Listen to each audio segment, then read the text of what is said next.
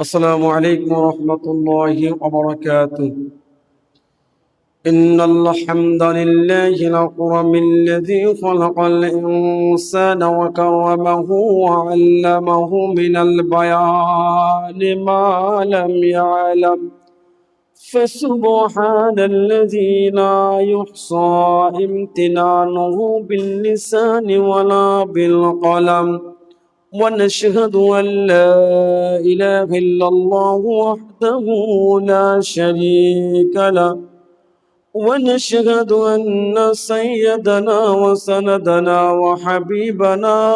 وحبيبنا ومولانا محمدا عبده ورسوله الذي أرسله بالحق بشيرا ونذيرا وداعيا إلى الله بإذنه وسراجا وقمرا منيرا.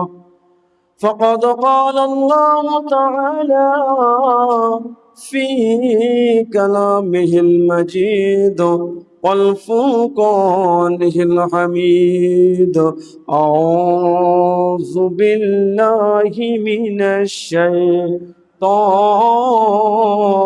الرجيم. بسم الله الرحمن الرحيم. إن صلاتي ونسكي ومحياي ومماتي لله رب العالمين، في شان حبيبه ومحبوبه ومعشوقه مخبرا وآمرا: إن الله وملائكته يصلون على النبي يا أيها الذين آمنوا صلوا عليه وسلموا تسليما. اللهم صل على محمد وعلى آل محمد كما صليت على إبراهيم وعلى آل إبراهيم إنك حميد مجيد. اللهم بارك على محمد وعلى آل محمد كما باركت على إبراهيم وعلى آل إبراهيم إنك حميد مجيد. لا إله إلا الله، لا إله إلا الله،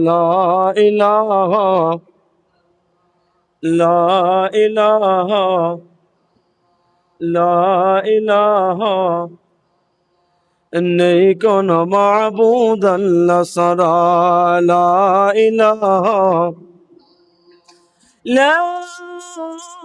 ইলাহা ইল্লাল্লাহ মুহাম্মাদুর রাসূলুল্লাহ সাল্লাল্লাহু আলাইহি ওয়াসাল্লাম।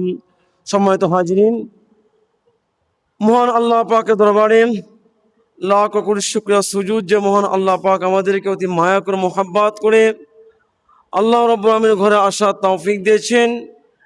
এই জন্য সেই মহান রব্বে কারিমের দরবারে শুকর আদায় করব আলহামদুলিল্লাহ। সম্মানিত হাজিরিন, আজ জিলহজ মাসের প্রথম জুমায় 4 তারিখ, আগামী 10 তারিখ হচ্ছে কুরবানির ঈদ। সম্মানিত হাজিরিন, আজ জিলহজ মাসের 4 তারিখ, আগামী 10 তারিখ হচ্ছে কুরবানির ঈদ।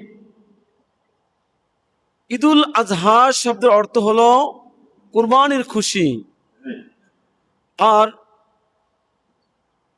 কুরবানির পারিভাষিক অর্থ হলো নির্দিষ্ট ব্যক্তি নির্দিষ্ট জন্তুকে নির্দিষ্ট সময়ে আল্লাহ রাব্বুল আলামিনের নামে জবাই করবে। সম্মানিত হাজিরিন, যেহেতু আল্লাহ রাব্বুল আমিন কোরআন কারীমে জানিয়ে দিয়েছেন ইন্নাস সালাতা ওয়া নুসুকি ওয়া মাহইয়ায়া ওয়া মামাতি লিল্লাহি রাব্বিল আলামিন, আমার নামাজ, আমার রোজা, আমার কুরবানি, আমার জীবন মরণ সবকিছু কার জন্য? একমাত্র মহান আল্লাহ পাকের জন্য। কুরবানি কয়েক শ্রেণীর হতে পারে। কুরবানি তিন প্রকার। একটি হলো জানের কুরবানি, আরেকটা হলো মালের কুরবানি, আরেকটা হলো মনের কুরবানি। সম্মানিত হাজরিন, জানের কুরবানি বলতে নামাজ, রোজা, হজ, জিহাদ এই সমস্ত আমলগুলো যখন করব তখন জানকে কিছুটা কষ্ট দিতে হয়, জানকে কিছুটা কষ্ট দিতে হয়। এমনকি জিহাদের ময়দানে জীবনটাও চলে যাইতে পারে, যাকে বলা হয় জানের কুরবানি। আমার ভাইরা আমার, দ্বিতীয় নম্বর হলো মালের কুরবানি।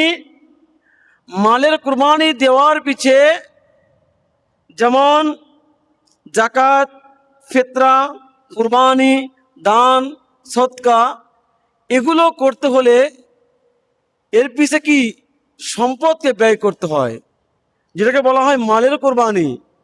আল্লাহর দেওয়ার যে সম্পদ আমার কাছে আছে এই সম্পদ থেকে ব্যয় করা, এটাকে বলা হয় মালের কুরবানি। তিন নম্বর হলো মনের কুরবানি। মনের কুরবানি বড় কঠিন। মানুষের জন্য জানের কুরবানি দেওয়া সম্ভব, মানুষের জন্য মালের কুরবানি দেওয়া সম্ভব, কিন্তু মানুষের জন্য মনের কুরবানি দেওয়া খুবই কঠিন। তৎকালীন সময় বিশ্বনবী সাল্লাল্লাহু আলাইহি ওয়াসাল্লামের যুগে যারা মুসলমানদের বিপরীত কাজ করত, অর্থাৎ মুসলমানদেরকে দুনিয়ার থেকে শেষ করে দেওয়ার জন্য সর্বসময় সময়কে ব্যয় করত, এমন লোক আছে যে তারা মুসলমানদের বিরোধিতা করার জন্য নিজেদের অসংখ্য সম্পদকে ব্যয় করছে, ঠিক কিনা? শুধু তাই নয়, মুসলমানদেরকে শেষ করে দেওয়ার জন্য নিজের জীবনটাও শেষ করে দিয়েছে। আমার ভাইয়েরা আমার, কুফরিয়াত, শিরকিয়াত, এই কুফরিয়াত শিরকিয়াতের মধ্যে এতটা অটল ছিল যে অটল ছিল, তার অটলতা থাকার কারণে সে কুফরির ভিতর দিয়ে, শিরকিয়াতের ভিতর দিয়ে সম্পদকে ব্যয় করেছে, নিজের জীবনটাকে ব্যয় করেছে, কিন্তু বিশ্বনবী সাল্লাল্লাহু আলাইহি ওয়াসাল্লামের কথা শোনে নাই, ঈমান আনে নাই। জীবন দিতে রাজি আছে, সব করতে রাজি আছে, কিন্তু তারা ঈমান আনতে রাজি নাই। এই জন্য বলা হয় যে মনের কুরবানি অত্যন্ত কঠিন। সম্মানিত হাজরিন, নবী করিম সাল্লাল্লাহু আলাইহি ওয়াসাল্লামের কাছে সাহাবায়ে কিরাম জিজ্ঞাসা করলো, ইয়া রাসূলুল্লাহ, কুরবানি করলে আমাদের কি ফায়দা? আল্লাহ নবীর কাছে সাহাবায়ে কিরাম জিজ্ঞাসা করলো, ইয়া রাসূলুল্লাহ, কুরবানি করলে আমাদের কি ফায়দা? আল্লাহ নবী বললেন যে কুরবানি করলে তোমাদের ফায়দা হলো যে তুমি যে জন্তুকে ক্রয় করবা, এই জন্তু যদি যতগুলো তার গায়ে পশম থাকবে, ছোট হোক বড় হোক, যে ধরনের জন্তুর যা দ্বারা কুরবানি জায়েজ, যে ওর গায়ে যতগুলো পশম থাকবে আল্লাহ রাব্বুল আমিন প্রত্যেকটা পশমের বিনিময়ে তোমার আমল নামায় এক একটি করে নেকি লিখে দিবে, বলে সুবহানাল্লাহ। এই জন্য আমরা যে জন্তুকে কুরবানি করব, যে কুরবানি দিব, ওর গায়ে যতগুলো পশম থাকবে আল্লাহ রাব্বুল আমিন আমার আমল নামায় অতগুলো নেকি লিখে দিবে, বলে সুবহানাল্লাহ। সম্মানিত হাজিরিন, কুরবানির এই নিয়ম, কুরবানির নিয়ম নীতি, এটা তাম দুনিয়ার মানুষ জিলহজ মাসের 10 তারিখ জিলহজ মাসে, 11 তারিখ জিলহজ মাসে 12 তারিখ তামাম দুনিয়া মানুষ করে আসছে, তামাম দুনিয়ার মানুষ করে আসছে। আর এটা বিশ্বের ইতিহাসে মুসলমানদের জন্য একটা নজিরবিহীন ঘটনা। সম্মানিত হাজরিন, যে কুরবানির এই নিয়ম নীতি এটা এসেছে আমাদের আদি পিতা আদম আলাইহিস সালাতু ওয়াস সালামের কাছ থেকে, তিনার সেখান থেকে এটা এসেছে জাতির পিতা ইব্রাহিম আলাইহিস সালাতু ওয়াস সালামের থেকে। এজন্য যখন আদম আলাইহিস সালাতু ওয়াস সালামকে আল্লাহ রাব্বুল আমিন পৃথিবীর বুকে সৃষ্টি করলেন, সৃষ্টি করার পর এই আদম আলাইহিস সালাতু ওয়াস সালামকে আল্লাহ রাব্বুল আমিন জুরায় জুরায় সন্তান দিতেন। আমাদের আম্মাজানের পেটে প্রতি বছরে 2টা করে সন্তান আসতো দুনিয়ার মাঝে। আমার ভাইয়ের, আমার আল্লাহ রাব্বুল আমিন পৃথিবীর বুকে মানুষের সংখ্যা বাড়ানোর জন্য আম্মাজানের পেটে থেকে প্রতি বছর 2টা করে সন্তান আসতো। 2টা সন্তানের মধ্যে একটা হতো ছেলে আর একটা হতো মেয়ে। 2টা সন্তানের মধ্যে একটা হতো ছেলে আর একটা হতো মেয়ে। এভাবে যখন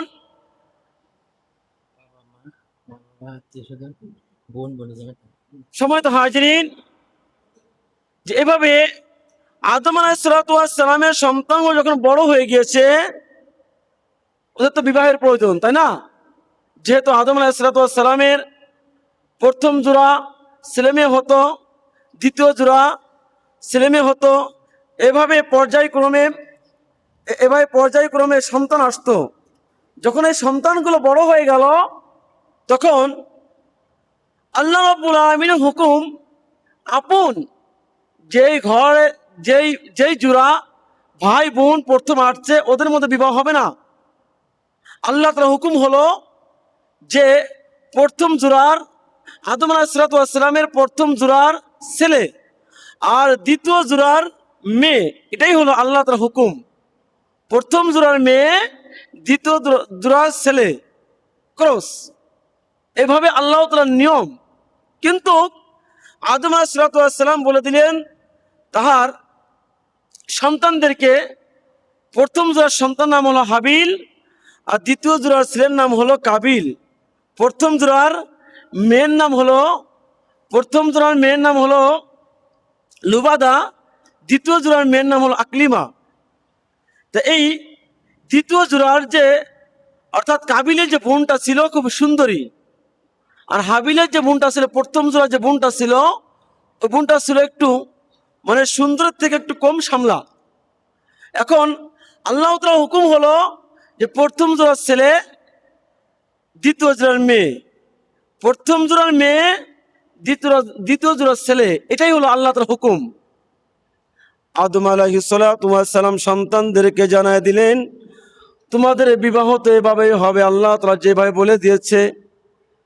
ও ভাই, আদম আলাইহিস সালাতু ওয়াস সালামের প্রথম সন্তান হাবিল ছিল একজন মুমিন নেককার, আর দ্বিতীয় ছেলে কাবিল, তার সঙ্গে যে বোন ছিল, বোনটা খুবই সুন্দর ছিল, কিন্তু আল্লাহ তার হুকুম অনুযায়ী তার বোনটাকে সে রাখতে পারবে না।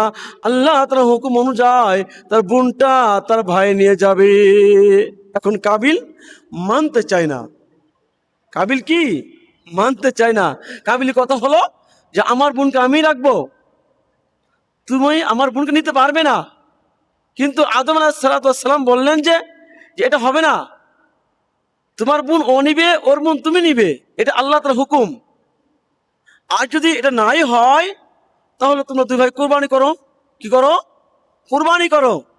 তোমাদের মধ্যে যার কুরবানি আল্লাহর কাছে কবুল হয়ে যাবে সে কাকে পাবে?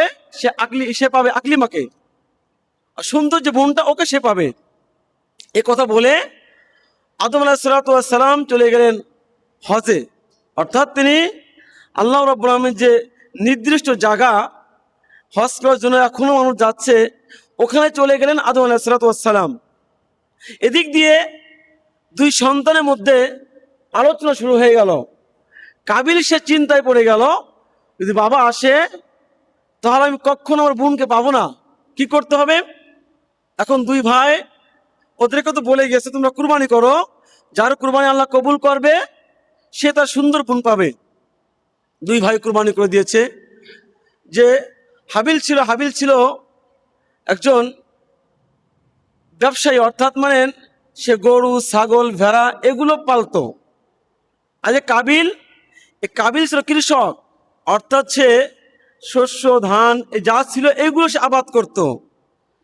কাবিলের পক্ষ থেকে অনেকগুলো শস্য রাখা হলো, আর হাবিলের পক্ষ থেকে সুন্দর একটি জন্তুকে রাখা হলো। তৎকালীন সময় তখনকার নিয়ম ছিল যে যার কুরবানি আল্লাহ কবুল করবে, আল্লাহ রাব্বুল আলামিনের হুকুমে আকাশ থেকে আগুন এসে ওটাকে জ্বালিয়ে দিবে, যারটা কুরবানি হবে। আর যারটা কুরবানি হবে না তাটা ওখানে ওভাবেই থাকবে। পরবর্তীতে সে তওবা করবে, তওবা করার পরে হতে পারে আল্লাহ রাব্বুল আলামিন তার কুরবানিকে কবুল করতে পারে। এটা ছিল তৎকালীন সময়ের নিয়ম। আমার ভাইয়ের আমার, আদম আলাইহিসসালামের দুই সন্তান তারা কুরবানির জন্য প্রস্তুতি গ্রহণ করলো। হাবিল সে সুন্দর একটি, তার যতগুলো জন্তু ছিল সবচাইতে শ্রেষ্ঠ সুন্দর একটি জন্তু সে কি করলো, কুরবানি দেওয়ার জন্য কুরবানি নিয়াতে রেখে আসলো। আবার ওদিক দিয়ে কাবিল সে অনেকগুলো শস্য সেও রেখে আসলো।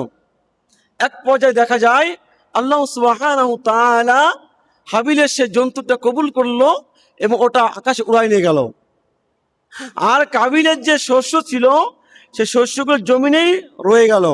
এখন তো আদম আলাইহিসসালাম চলে গেছেন তিনি হজ করার জন্য, বড় সুযোগ।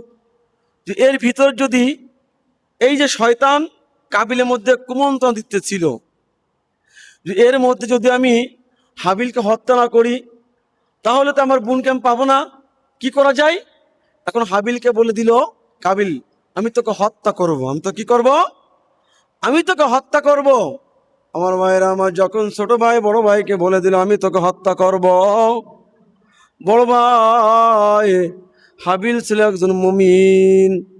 হাবিল বলে দিল ভাই তুমি আমাকে হত্যা করতে পারো, কিন্তু আমি তোমাকে হত্যা করব না। আর হত্যাকারীকে আল্লাহ রাব্বুল আলামিন কখনো বরদাস্ত করে না। আল্লাহ আল্লাহ হত্যাকারীকে কখনো পছন্দ করে না। তুমি আমাকে হত্যা করলে করতে পারো ভাই, আমি তোমাকে হত্যা করব না। আমার ভাইয়ের আমার, যতই হাবিল যত কথা বলুক না কেন, কাবিল তার কথা শুনলো না, তার কথা শুনলো না। কাবিল তাকে মেরে দিল, মারার সঙ্গে সঙ্গে দুনিয়াতে বিদায় নিয়ে চলে গেল।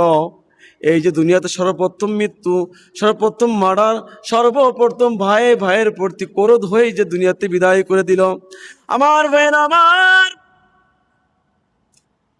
কাবিল ভাইয়ের কাছে যায়, ভাইয়ের গায়ে হাত দেয়, ভাই লড়াচড়া করে না। তার তো জানা ছিল না ভাইকে যদি আমি মারতে যাই ভাই মারা পড়বে, মারার মৃত্যুর সিস্টেম তারা বুঝতো না। ভাইকে যখন মারলো, মারার পরে ভাই আর কথা কয় না। কাবিল এক বর্ণনা আছে দীর্ঘদিন ধরে তার ভাই লাশটা কাঁধে রাখছিল আর ঘুরছিল কিভাবে কি করবে, তার মাথায় সে ধারণা নাই কিভাবে কি করবে। আমার ভাইয়ের আমার, হঠাৎ করে আল্লাহ সুবহানাহু ওয়া তাআলার তরফ থেকে দুটা কাক চলে আসলো আকাশ থেকে। দুটা কাক উপর থেকে মারামারি করতেছিল, আর ইন্দিমানটাই কাবিলের নজরটা সেই কাকের উপর চলে গেল। তাকায় দেখে একটা কাক আর একটা কাককে শেষ করে ফেললো। যে কাকটা মারলো সে কাকটা জমিনে পড়ে গেছে, যে কাকটা জীবিত ছিল ওই জীবিত কাকটা মরা কাকটাকে সেইখানে জমিনগুলো মাটিগুলো পা দ্বারা কুড়ে মাটিগুলো সরাইছে, গর্ত হয়ে গেছে। আর মরা কাকটাকে জীবিত কাকটা ওখানে রেখে পা দ্বারা আবার মাটি দিয়ে দিল। এই হলো মৃত্যু ব্যক্তিকে রাখার সিস্টেম। কে জানলো? কাবিল জেনে গেল। আমার ভাইয়েরা আমার, তাই করা হলো। এই জন্য সবচাইতে বড় অপরাধী, সবচাইতে বড় অপরাধী কে করেছিল? কাবিল করেছিল তৎকালীন সময়। তো এই জন্য আল্লাহ রাব্বুল আলামিনের যে নিয়ম, আল্লাহ তার নিয়মের বাইরে কিছু করা যাবে না। আল্লাহ তার নিয়মের বাইরে কিছু করা যাবে না। আল্লাহ তাদের সিস্টেম বানিয়ে, আল্লাহ তাদের সিস্টেম বলে দিয়েছে, সেই সিস্টেমে চলতে হবে। লা ইয়ানালুহু লুহুমুহা ওয়ালা দিমাউহু ওয়ালাকিন ইয়ানালুহু তাকওয়া মিনকুম। আল্লাহ রাব্বুল আলামিনের কাছে আমার কুরবানির পশু যাবে না, আল্লাহ তাআলার কাছে আমার কুরবানির গোশত যাবে না, আল্লাহ তাআলার কাছে আমার কুরবান রক্ত যাবে না, আল্লাহ তাআলার কাছে এগুলো কিছু পৌঁছবে না। আল্লাহ রাব্বুল আলামিনের কাছে শুধু পৌঁছবে মনের তাকওয়া, মনের জজবা। এই জন্য সম্মানিত হাজরিন, আমি যে কোন নিয়তে কুরবানি করব, আমার মাওলার কাছে শুধু এটাই কি কবুল হয়ে যাবে, এটাই পৌঁছে যাবে। এজন্য আমাদের এই যে আজকে হলো জিলহজ মাসের 4 তারিখ, আগামী বৃহস্পতিবার হলো জিলহজ মাসের 10 তারিখ। তাহলে আমাদের সবার জন্য জিলহজ মাসের 9 তারিখে একটা আমল রয়েছে, অর্থাৎ এমন আরাফা, আরাফার দিনের আমল, যে 9 তারিখে ফজর নামাজের পর থেকে নিয়ে বুধবার, আমাদের এখানে পড়ছে কিবারে? বুধবার। বুধবারে ফজর নামাজের পর থেকে নিয়ে 23 অক্ত, মোট কয় অক্ত? 23 অক্ত। 23 অক্ত ফরজ নামাজের পরে তাকবীরে তাশরিক বলা প্রত্যেকটা নর নারীর উপরে ওয়াজিব করে দেওয়া হয়েছে। এজন্য এটা আমরা আমল করবই। বুধবার থেকে নিয়ে, বুধবার ফজর থেকে নিয়ে মোট 23 অক্ত, 23 অক্ত নামাজ, 23 অক্ত নামাজের ফরজ নামাজের পরে তাকবীরে তাশরিক বলা। তাকবীরে তাশরিক হলো আল্লাহু আকবার, আল্লাহু আকবার, লা ইলাহা ইল্লাল্লাহু, আল্লাহু আকবার, আল্লাহু আকবার, ওয়ালিল্লাহিল হামদ। এটা হলো তাকবীরে তাশরিক। এই তাকবীরে তাশরিক বলা প্রত্যেকটা পুরুষ এবং মহিলার জন্য ওয়াজিব। যদি কোনো ব্যক্তি ঘটনাক্রমে নামাজ ছুটে গেছে, নামাজ পেল না, জামাতে নামাজ পায় নাই, বা নামাজ পড়ার সময়ই পায় নাই, ওই ব্যক্তি কি করবে? সে তো তাকবীর করলো না।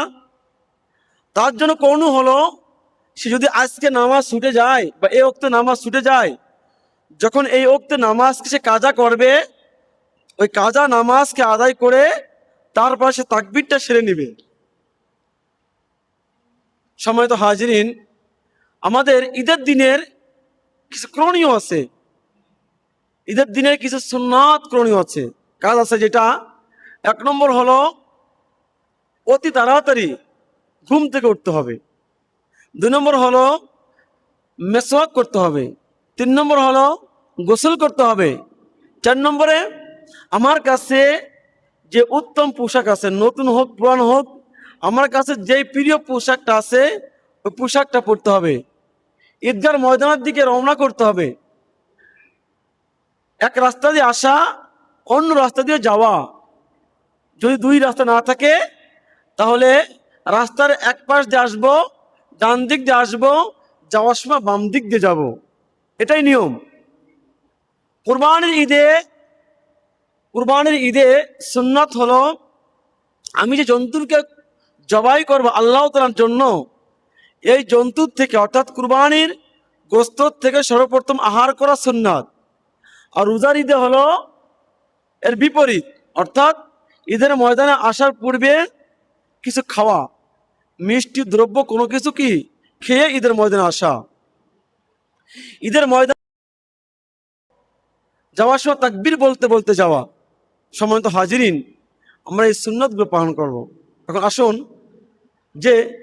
যেমন